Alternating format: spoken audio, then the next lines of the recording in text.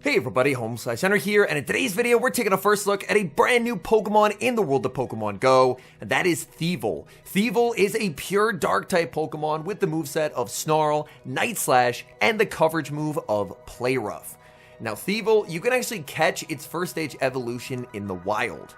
The Open Great League, of course, isn't currently available, but I still want to know, is this thing going to have any play? So I tested it out in some Open Great League practice battles with members of my Discord. So without further ado, let's hop into the matches and take a look at Thievul for the first time in the Open Great League. Hopping into the first match, off to a great start, Swalot into Galarian Weezing, opponent safe switches into Grumpig, and a Psywave user is exactly what I want to see with Thievul. This Psywave user does have Dynamic Punch. That's going to rock the Thievul. Thievul barely able to hang on and is now going to fire off the Night Slash. So right off the bat, Thievul doesn't have a ton of bulk. It did survive a Dynamic Punch, but of course, Grumpig does not get same type attack bonus there. Opponent is actually going to commit the shield.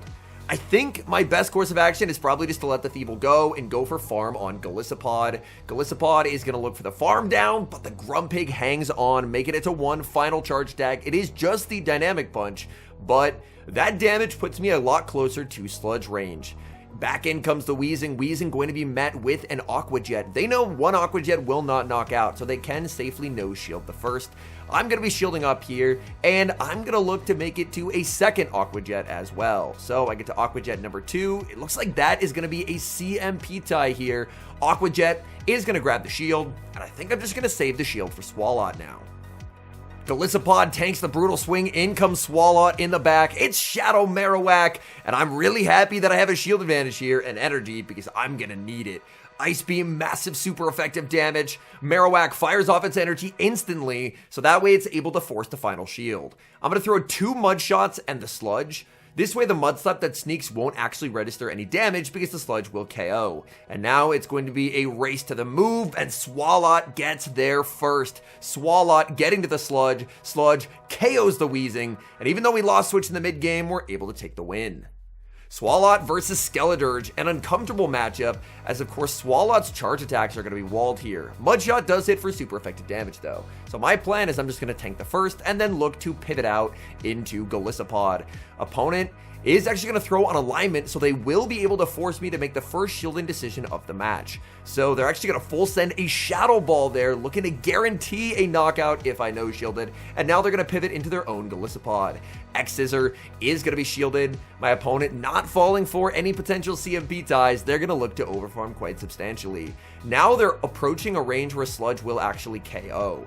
They throw a little bit early here, so they're sacrificing farm in exchange for maybe staying outside of Sludge range, but I still think Sludge will be enough to knock out. So I'm going to be firing off the Sludge. They shield that, and now I think I just have to save the shield for Thievul. Thievul is not the tankiest Pokemon around, so I think I'm going to need the shields here. I'm actually going to go for an undercharge on the Sludge to leave them at 1 HP to get a 0-turn switch out. In the back is Feraligatr, and this is absolutely what I wanted to see with Thievul. Oh my goodness. Thievul up a shield and up energy.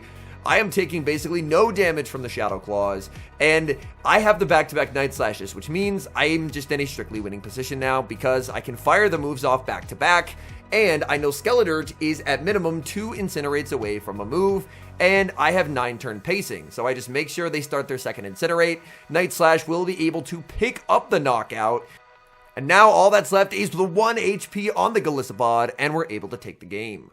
Swalot versus Unova Stunfisk. This is a bit of a core breaker. Swalot does win the zeros against Unova Stunfisk, but it's not particularly comfortable, as if my opponent decides to shield up an Ice Beam, they can exit with a lot of energy.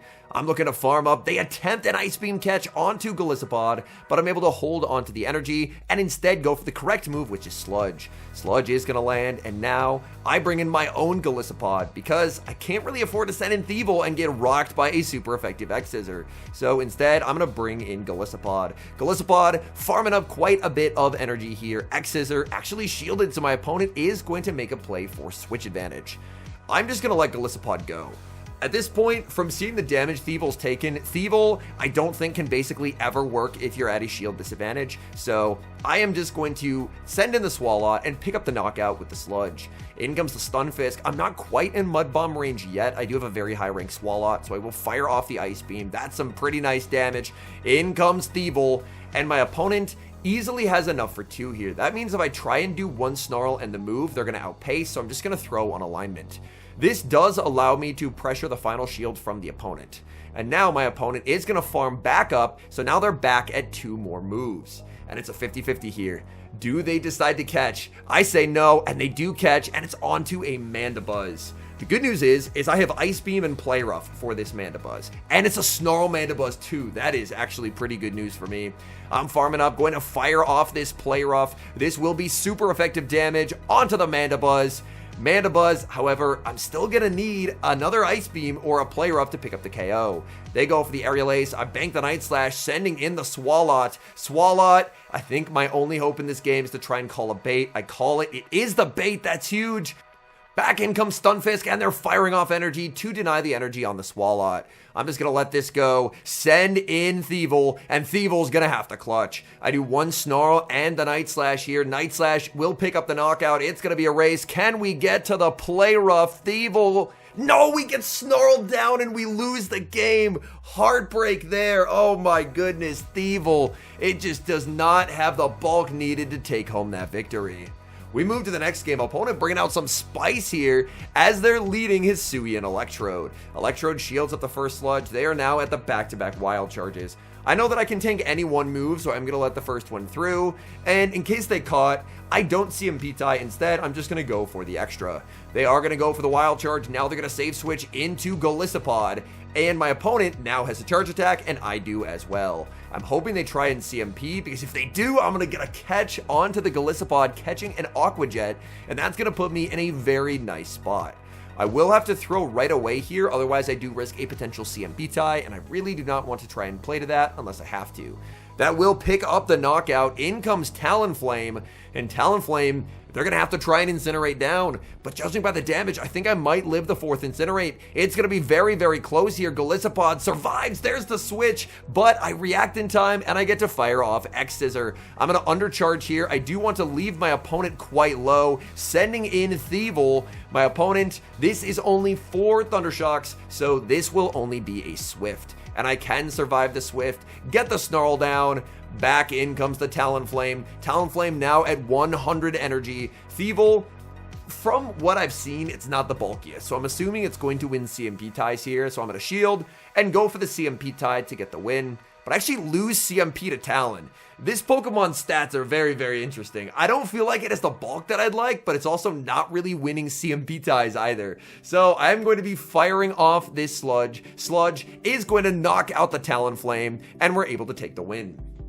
Swalot into Shadow Galarian Weezing. There's a safe switch into the Shadow Sableye, and I actually don't have a good response available to this. I could have potentially sent in the Thievul, but Snarl and Night Slash is not going to hit very hard, and it's pretty expensive to get to Play Rough. So I send in the Golisopod, but this is not going to work out well either, as I think a foul play would actually pick up the knockout here. I'm not 100% sure. I'm not very comfortable with that matchup, so I end up double shielding, which is never a great spot to be in.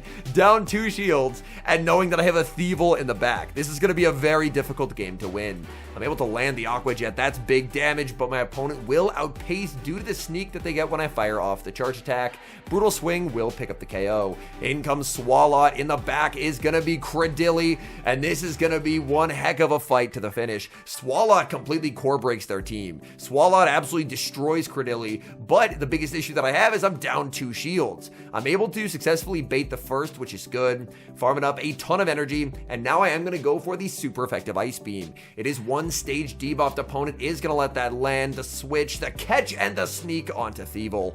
Thievul going to be able to tank this Rock Tomb. In comes the Weezing, farming up to the Night Slash, but I get outpaced. I should have thrown on alignment. My opponent is going to get a Brutal Swing, and that's damage that realistically I did not want to take. I do throw 1 more Snarl and the Night Slash to pick up the KO, hoping for the Play Rough, but I do not get there. Thievul just did not have enough energy residual, and now it's going to be a race. Swalot versus Credilli. Credilli's going to need 2 Rock Tombs to pick up the knockout, so this is going to come down to the wire. It all comes down to this. Does my opponent have the energy for a Rock Tomb? If yes, they win. If not, I win, and they have it. Tried to make it as close as I could, but going down 2 shields in the mid game was a bit too much to come back from, and we will lose that game. Swalot versus Shadow Feraligatr. Shadow Feraligatr going to have the same straight 5 pacing as Swalot does. So I am going to start off by just CMP tying here. Swalot, very bulky, can withstand the damage, and return fire with a Sludge. Sludge into Feraligatr is going to land. There's the switch out into Golisopod. Out comes a Malamar, and if this is their best response, then they just don't have a response to Golisopod with this team. I'm very comfortable just letting the Golisopod go here, because I know that I tank the foul play. And this way, I either force both shields, or I have shield advantage and switch advantage. And either one should work pretty nicely for THIEVUL, considering how glassy it is. They're going to let the X-Scissor go. They lose the entire Malamar. They still, of course, do have access to that Feraligatr. Feraligatr hits the field. I'm going to send out THIEVUL. THIEVUL farming up. Nice timing there by my opponent. I believe my opponent is 4 off here, so I should be good to do 2 and then fire off my move. So I do that, but I miscounted. No, this is going to mean that I kind of have to let this go because I can't afford to have THIEVUL without a shield. I end up still throwing the bubbles there, but that is a catastrophic miscount. But in the back, it's like the one Pokemon that I could beat with a low health THIEVUL, and that is going to be Grumpig, because these Psywaves are just so heavily resisted. I get to fire off Night Slash after Night Slash. THIEVUL gets the boost. The boost, I mean, we didn't really need that boost. We were getting to 3 moves anyway, but we will absolutely take the Night Slash boost there. THIEVUL, that team is a rare team that THIEVUL actually had really nice play into, and we're able to take the win. Moving to the next match, picking up a great lead, leading Swalot into Pangoro. They're going to throw a Karate Chop, save switch into Blastoise, and this is actually a bit of a problem. I don't have a good response to a Blastoise switch in. I'm kind of forced to stay in with the Swalot for now. They're going to fire off a Hydro Cannon, and they do get to their next in 2 rollouts. For good timing though, they should do 3, so I'm going to farm up 4, switch, and get a catch of the Hydro Cannon onto Golisopod. Golisopod, more than happy to tank a Hydro Cannon. I'm farming up, going for the X-Scissor, and I really need this to knock out, because they now have a Hydro loaded. It barely does not. They save a Hydro, and that's really bad news for me. In comes Pangoro. Pangoro firing off a Night Slash on the CMP tie, but it does not knock out. Golisopod able to hang on, return fire with an Aqua Jet, and we will see a shield. Clock's up, so I get to switch into the Swalot. Swalot firing off the Sludge. Sludge is going to be shielded as well. I'm going for another Sludge, just continually looking to apply pressure to my opponent. That is going to get the Pangoro low, and now I have a 2-0 shield advantage. THIEVUL. Opponent is going to go for the Night Slash. That's going to get me low. I can barely make one final move. They're going to make a catch onto the Clodsire. Unfortunately, I'm still switch locked here, so that catch was a little bit unavoidable. I'm finally able to switch out into THIEVUL, but THIEVUL just can't do any damage in this matchup. This Night Slash, I do not have high hopes for. I go for the Night Slash, and oh my goodness, that does nothing. I just don't have a win con. There's a move banked on Pangoro. There's a move banked on Blastoise. Even calling a Sludge Bomb doesn't win me the game. My opponent here is going to be able to force the final shield. I have to try and predict the switch in. So I'm going to throw one in the move. There's the Pangoro switch in. And unfortunately, that's just game. Realistically, once I saw the Clodsire, even though I was up 2-0 shields, anytime you have to throw Night Slash as THIEVUL, you're going to be in for a very, very rough day. So man, that Night Slash damage is just brutally underwhelming. Here, it's a simultaneous knockout, and I still have Swalot. In comes the Clodsire, and I just could not really get any ground on that Clodsire. We move to the final match. Great lead leading into an Alolan Ninetales. There's a safe switch into Dusknoir, and I intentionally don't bring in THIEVUL here because Dynamic Punch would probably one-shot that thing. So I really do not want to mess around with a Pokemon with the attack stat of Shadow Dusknoir. Dusknoir does actually end up throwing on alignment here. I will absolutely take the free Shadow Claw. I'm going to commit the shield, and then I can look to pick up the knockout with the Aqua Jet. Aqua Jet will easily KO from this health range. Opponent is going to let it go, and it's actually a Charm Alolan Ninetales. Back in comes Swalot. In the back is Golurk, and THIEVUL, I swear, if you can't clutch this endgame, we are against the Ghost type here. Night Slash and Snarl hitting for super effective. They're at the back-to-back Shadow Punches, and I'm genuinely worried that a Shadow Punch might KO here. It's a CMP tie. Come on, please, THIEVUL, survive. Shadow Punch, we barely hang on. Oh my goodness.